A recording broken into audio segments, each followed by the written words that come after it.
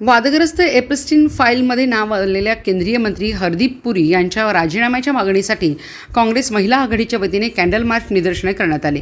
यावेळी महिला आघाडी नेत्या शैलजा पाटील यांनी केंद्र सरकारचा जोरदार निषेध केला।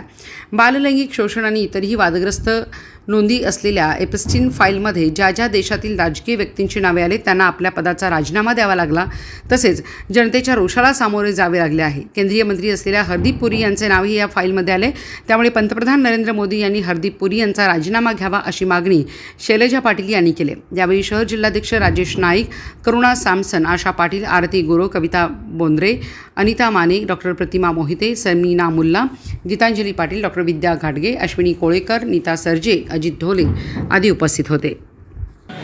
एप्स्टन फाईलमध्ये जो काही खुलासा झाला त्या संबंधीच्या बाबतीत आम्ही आज सर्व महिलांनी आंदोलन केलेलं आहे। या ठिकाणी प्रत्येक वेगवेगळ्या देशांमधल्या लोकांनी त्याग केलेला आहे, त्यांचे राजीनामे घेतले गेलेले आहेत। पण अजूनही आपल्याकडं मोदींनी हरदीप पुरी हा त्याच्यात सापडलेला आहे आणि जे लहान मुलींच्यावरती अत्याचार झाला हे सगळं या फाईलमध्ये आलेलं आहे।